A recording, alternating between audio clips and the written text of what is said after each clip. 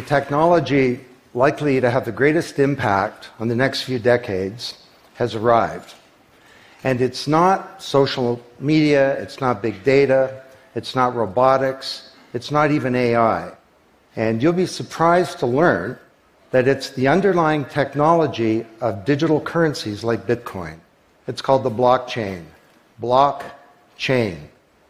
Now, it's not the most sonorous word in the world, but I believe that this is now the next generation of the internet, and that it holds vast promise for every business, every society, and for all of you individually. You know, for the past few decades, we've had the Internet of Information. And when I send you an email or a PowerPoint file or something, I'm actually not sending you the original, I'm sending you a copy. And that's great. This is democratized information. But when it comes to assets, things like money, financial assets like stocks and bonds, loyalty points, intellectual property, music, art, a vote, carbon credit, and other assets, sending you a copy is a really bad idea. If I send you $100, it's really important that I don't still have money and that I can't send it to you. So this has been called the double spend problem by cryptographers for a long time.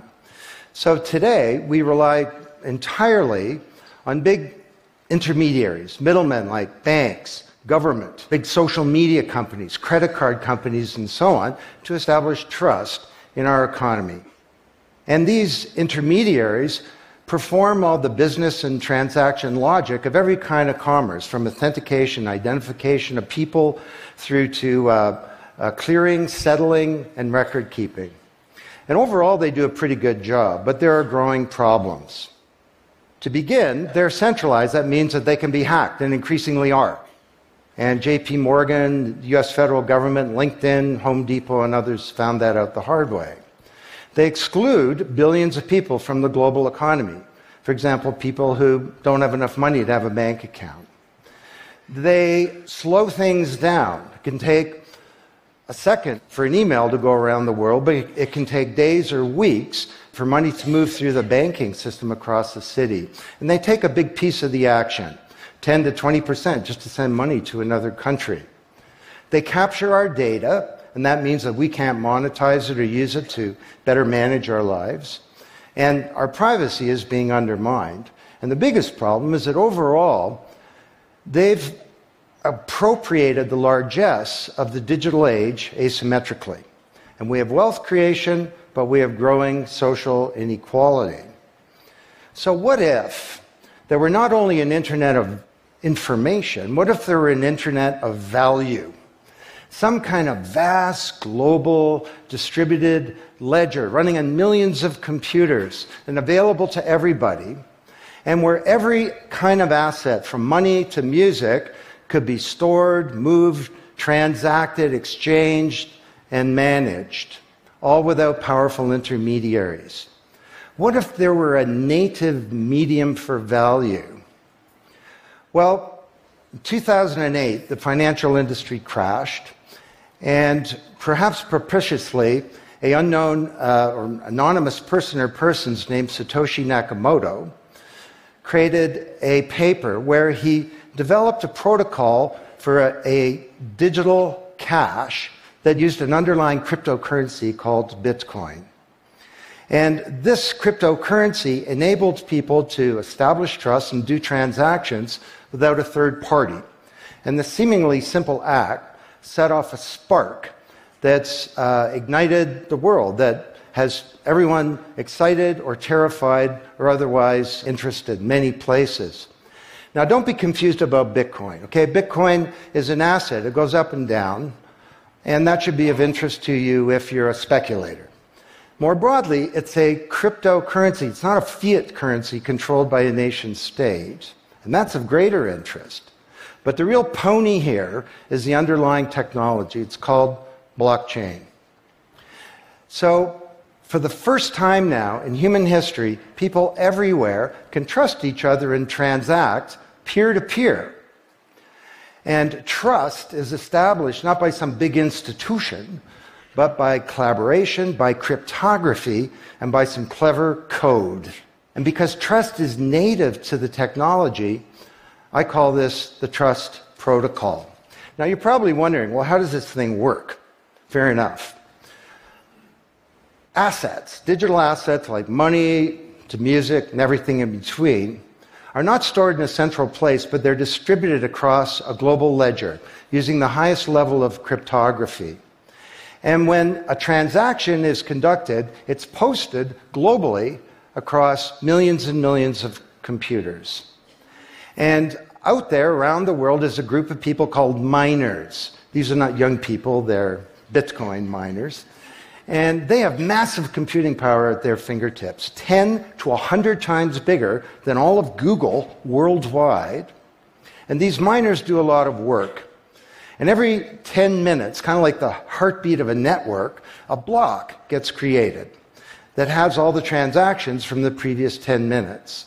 And then the miners get to work trying to solve some tough problems. And they compete. And the first miner to find out the truth and to validate the block is rewarded in digital currency. In the case of the Bitcoin blockchain, with Bitcoin. And then, this is the key part, that block is linked to the previous block and the previous block to create a chain of blocks. And everyone is time-stamped, kind of like with a digital wax seal. So if I wanted to go and hack a block and say, pay you and you with the same money, I'd have to hack that block, plus all the preceding blocks, the entire history of commerce on that blockchain, not just on one computer, but across millions of computers simultaneously, all using the highest levels of encryption in the light of the most powerful computing resource in the world that's watching me. Tough to do. And this is infinitely more secure than the computer systems that we have today. Blockchain, that's how it works. So the Bitcoin blockchain is just one. There are many. The Ethereum blockchain was developed by a Canadian named Vitalik Buterin. He's 19 years old. And this blockchain has some extraordinary capabilities. One of them is that you can build smart contracts. It's kind of what it sounds like. It's a contract that self-executes. And the contract handles the enforcement and the management, performance, and payment. The contract kind of has a bank account, too, in a sense, of agreements between people. And today, on the Ethereum blockchain, there are projects underway to do everything from create a new replacement for the stock market to create a new model of democracy where politicians are accountable to citizens. So, to understand what a radical change this is going to bring, let's look at one industry, financial services. You recognize this? Rube Goldberg machine. It's a ridiculously complicated machine that does something really simple, like crack an egg or shut a door. Well, kind of reminds me of the financial services industry, honestly. I mean, you tap your card in the corner store and a bit stream goes through a dozen companies, and each with their own computer systems, some of them being 1970s mainframes, older than many of the people in this room. And 3 days later, a settlement occurs. Well, with a blockchain financial industry, there would be no settlement because the payment and the settlement is the same activity. It's just a change in the ledger. So Wall Street and all around the world, the financial industry is in a big upheaval about this, wondering, can we be replaced, or how do we embrace this technology for success? Now, why should you care? Well, let me describe some applications. Prosperity. The first era of the Internet of information, brought us wealth, but not shared prosperity, because social inequality is growing. And this is at the heart of all of the anger and extremism and protectionism and xenophobia and worse that we're seeing growing in the world today. Brexit being the most recent case. So, could we develop some new approaches to this problem of inequality? Because the only approach today is to redistribute wealth, tax people and spread it around more. Could we pre-distribute wealth? Could we change the way that wealth gets created in the first place by democratizing wealth creation, engaging more people in the economy, and in ensuring that they got fair compensation. Let me describe 5 ways that this can be done. Number 1, did you know that 70% of the people in the world who have land have a tenuous title to it? So you got a little farm in Honduras, some dictator comes to power. He says, I know you got a piece of paper that says you own your farm, but the government computer says my friend owns your farm. This happened on a mass scale in Honduras, and this problem exists everywhere. Hernando de Soto, the great Latin American economist, says this is the number 1 issue in the world in terms of economic mobility, more important than having a bank account. Because if you don't have a valid title to your land, you can't borrow against it, and you can't plan for the future. So today, companies are working with governments to put land titles on a blockchain. And once it's there, this is immutable. You can't hack it. This creates the conditions for prosperity for potentially billions of people. Secondly, a lot of writers talk about Uber and Airbnb and TaskRabbit and Lyft and so on as part of the sharing economy. This is a very powerful idea that peers can come together and create and share wealth. My view is that these companies are not really sharing. In fact, they're successful precisely because they don't share. They aggregate services together and they sell them.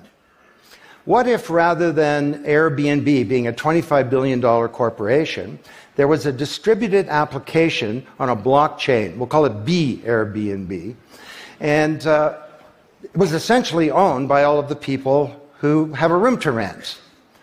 And when someone wants to rent a room, they go onto the blockchain database and all the criteria sift through, help them find the right room, and then the blockchain helps with the contracting, it identifies the party, it handles the payments, just through digital payments are built into the system, and it even handles reputation, because if she rates a room as a 5-star room, that room is there, and it's rated, and it's immutable. So the big sharing economy disruptors in Silicon Valley could be disrupted, and this would be good for prosperity. Number 3, the biggest flow of funds from the developed world to the developing world is not corporate investment, and it's not even foreign aid. It's remittances. This is the global diaspora, people who've left their ancestral lands, and they're sending money back to their families at home. This is $600 billion a year, and it's growing, and these people are getting ripped off. Annalie Domingo is a housekeeper, and she lives in Toronto, and every month she goes to the Western Union office with some cash to send her remittances to her mom in Manila. It costs her around 10%. The money takes 4 to 7 days to get there. Her mom never knows when it's going to arrive. It takes 5 hours out of her week to do this.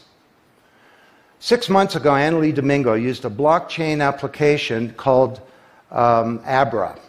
And from her mobile device, she said $300 went directly to her mom's mobile device without going through an intermediary. And then her mom looked at her mobile device, it's kind of like an Uber interface, there's Abra tellers moving around. She clicks on a teller that's a 5-star teller, he's 7 minutes away. The guy shows up at the door, gives her Filipino pesos, she puts them in her wallet. The whole thing took minutes, and it cost her 2%. This is a big opportunity for prosperity. Number 4, the most powerful asset of the digital age is data. And data is really a new asset class, maybe bigger than previous asset classes like land under the agrarian economy or an industrial plant, or even money. And all of you, we create this data. We create this asset. And we leave this trail of digital crumbs behind us as we go throughout life. And these crumbs are collected into a mirror image of you, the virtual you. And the virtual you may know more about you than you do, because you can't remember what you bought a year ago or said a year ago or your exact location a year ago. And the virtual you is not owned by you. That's the big problem. So today there are companies working to create an identity in a black box. The virtual you owned by you. And this black box moves around with you as you travel throughout the world, and it's very, very stingy. It only gives away the shred of information that's required to do something. A lot of transactions, the seller doesn't even need to know who you are. They just need to know that they got paid. And then this avatar is sweeping up all this data and enabling you to monetize it. And this is a wonderful thing, because it can also help us protect our privacy. And privacy is the foundation of a free society. Let's get this asset that we create back under our control, where we can own our own identity and manage it responsibly. Finally,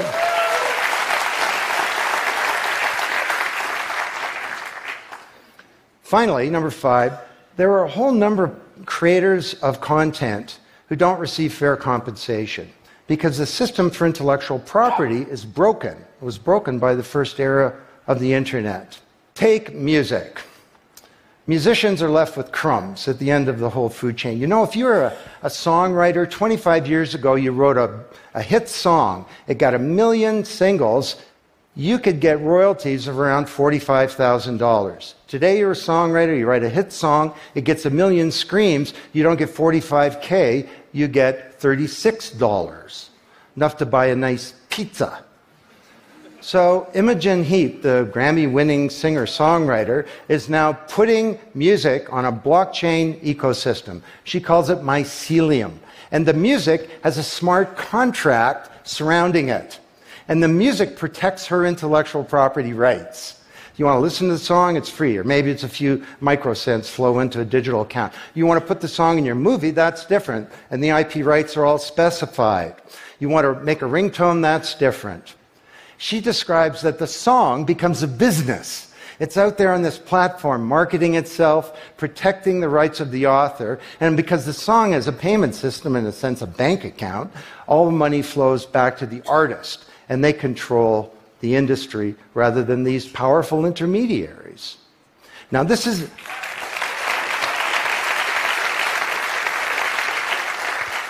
not just songwriters, it's any creator of content, like art, inventions, scientific discoveries, journalists. There are all kinds of people who don't get fair compensation, and with blockchains, they're going to be able to make it rain on the blockchain, and that's a wonderful thing. So, these are 5 opportunities out of a dozen to solve one problem, prosperity, which is one of countless problems that blockchains are applicable to. Now, technology doesn't create prosperity, of course, people do. But my case to you is that, once again, the technology genie has escaped from the bottle, and it was summoned by an unknown person or persons at this uncertain time in human history, and it's giving us another kick at the can, another opportunity to rewrite the economic power grid and the old order of things, and to solve some of the world's most difficult problems, if we will it. Thank you.